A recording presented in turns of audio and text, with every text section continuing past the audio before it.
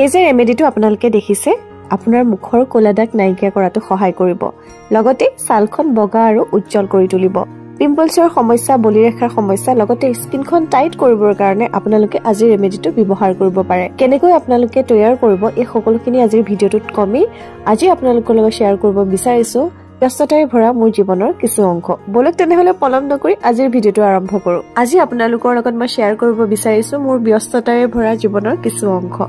এয়া ৰাতিপুৱাৰ সময় মই আহিছো গুখাই ঘৰলৈ ৰাতিপুৱা সময়খিনি খুব ভাল লাগে আৰু এইফালে হাহুমায়ে বন্তি জ্বলাই ৰাখিছে আপোনালোকৰ প্ৰত্যেকৰে দিনটো ভালেৰে যাওক তাকে কামনা কৰিছো আমি জীৱনটোত যিখিনি পাইছো তাৰ বাবে ভগৱানক এটা ধন্যবাদ দিয়া উচিত আৰু যিখিনি পোৱা নাই সেইখিনি পাবৰ বাবে আমি সততাৰে বিশ্বাসেৰে জীৱনটোত আগুৱাই যাব লাগে বাহিৰৰ পৰিৱেশটো আপোনালোকক অকণমান দেখুৱাই দিছো আজি বতৰটো ডাৱৰীয়া বতাহো মাৰি আছে ৰাতিপুৱাই কলৈ ওলাইছে জানেনে মাছ আনিবলৈ খুৰাৰ ঘৰলৈ মাতি পঠাইছে আমাৰ ইয়াত আকৌ এইটো পৰম্পৰা এতিয়াও আছে অকলে একো বস্তু খাব নোৱাৰে আৰু এইফালে হৈছে মানস মানে আমাৰ খুৰাৰ ল'ৰা ৰাতিপুৱাই আকৌ সুনুমণিয়ে ফোন কৰিলে আমি জাজোৱালি এয়া হৈছে ঘৰৰ ৰূপচন্দা মাছ পুখুৰীৰ মাছ সেয়েহে ল'ৰা লৰিকৈ আহিছো মাছ নিবলৈ বুলি মোৰ অৱস্থাটো দেখিছেনে বাৰু মাছ আনি আহি আছো বাটতে এয়া হৈছে আমাৰ কণমানি সোনা খুব মৰম লগা তাই অঞ্জু বাইহঁত আজি খুব দৌৰা-দৌৰিকৈ ঘৰলৈ আহিছে অঞ্জু বাইহঁতে আমাৰ আধি খেতি কৰে আমাৰ যেতিয়া ধান ৰ'দত দিয়ে নহয় বৰষুণ আহে বুলিয়ে কয় এইফালে আমাৰ কণমানিজনী শুই উঠিছে তাইৰ বছৰীয়া পৰীক্ষাও পালেহি তাইৰ লগতে ব্যস্ত থাকিব লাগে সেই ব্যস্ততাৰ মাজতে এটা দুটাকৈ কেতিয়াবা বহুত দিনৰ মূৰতে হলো আপোনালোকৰ লগত ভিডিঅ' শ্বেয়াৰ কৰো আগৰ দৰে বাৰু ভিডিঅ' দিব পৰা নাই তাইক স্কুললৈ অনা নিয়া ময়ে কৰো লগতে পঢ়া শুনাখিনি ময়ে অকমান চাব লাগে বহুত বেছি পঢ়াৰ প্ৰেছাৰ দিয়া নাই যদিও পৰীক্ষা কেইদিন অকণমান চাওঁ আৰু এইখন হৈছে মোৰ সংগীত বিদ্যালয় কণমানিজনী জন্মৰ পাছৰে পৰা মই আৰম্ভ কৰিছিলো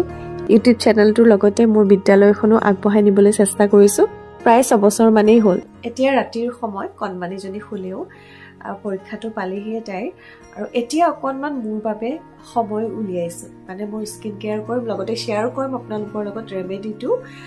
এই যিটো ৰেমেডি এই ৰেমেডিটোৱে আপোনাৰ ছালৰ বিশেষকৈ ক'লা দাগ নাইকিয়া কৰাত সহায় কৰিব বয়সৰ লগে লগে গালত ক'লা দাগৰ সমস্যাটো দেখা যায় পিগমেন্টেশনৰ সমস্যাটো হয় ইয়াৰ কাৰণ হৈছে হয়তো আমি ভালদৰে ছালখনৰ যত্ন নলওঁ বা সানস্ক্ৰিন ব্যৱহাৰ নকৰো ৰ'দত আমি যেতিয়া ওলাই যাওঁ হৰমনেল চেঞ্জৰ কাৰণেও এই সমস্যাটো হ'ব পাৰে আৰু ইয়াৰ কাৰণে ঘৰুৱা সামগ্ৰী হিচাপে আমি কি ব্যৱহাৰ কৰিব পাৰো আজিৰ ভিডিঅ'টোত শ্বেয়াৰ কৰিম আপোনালোকৰ লগত য'ত আপোনাৰ ক'লা দাগ হৈছে বা আপোনাৰ পিগমেন্টেশনৰ সমস্যা হৈছে আপোনালোকে তাতো ব্যৱহাৰ কৰিব পাৰে নহলে ফুল আপোনালোকে স্কিনত এইদৰে এপ্লাই কৰিব পাৰে আপোনাৰ স্কিনখন টাইটো কৰিব এই ৰেমেডিটোৱে এইটো আপোনালোকে পেক হিচাপে ব্যৱহাৰ কৰিব এইদৰে আপোনালোকে স্কিনত লগাব প্ৰায় 10 মিনিট মানৰ কাৰণে স্কিনত লগাই ৰাখিব আৰু ইয়াৰ পিছতে আপোনালোকে মুখখন ধুই দিব যদি আপোনালোকে ক'লা দাগৰ বাবে ব্যৱহাৰ কৰিব বিচাৰিছে কন্টিনিউ কৰিব লাগিব তেতিয়াহে আপোনালোকে ভাল ৰিজাল্ট পাব আৰু স্কিনখনৰ উজ্জ্বলতা বৃদ্ধিৰ কাৰণে আপোনালোকে ব্যৱহাৰ কৰিব পাৰে যথেষ্ট উপযোগী আপোনাৰ ছালৰ কাৰণে 10 মিনিট নাৰাখিলেও যেতিয়া আপোনাৰ স্কিনত শুকাই যাব এই পেকটো ইয়াৰ পিছতে আপোনালোকে মুখখন ধুই দিব এতিয়া বলক পলম নকৰি চাই লওঁ আজি ৰেমেডিটো ইয়াৰ বাবে মই ব্যৱহাৰ কৰিছো আলু খুব ভালদৰে আপোনালোকে বাকলিখিনি গুচাই ল'ব আৰু ইয়াৰ পিছতে ৰুকি ল'ম আমি ৰুকি লোৱাৰ পাছতে ইয়াৰ আমি ৰসখিনি উলিয়াই লওঁ এইদৰে আলু ৰসখিনি আপোনালোকে উলিয়াই ল'ব আৰু ইয়াৰ পিছত মই ব্যৱহাৰ কৰি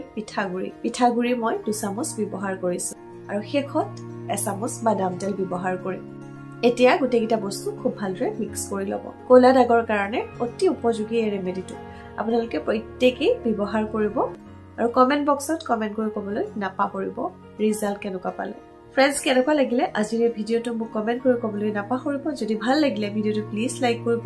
যিমান পাৰে শ্বেয়াৰ কৰিব আপোনাৰ ফ্ৰেন্ড সাৰ্কেলৰ মাজত আৰু এটা নতুন ভিডিঅ'লৈ মই দীপাঞ্জলি পুনৰ আহিম আপোনালোকৰ মাজলৈ আজিৰ ভিডিঅ'টো ইমানতে শেষ কৰিছো ধন্যবাদ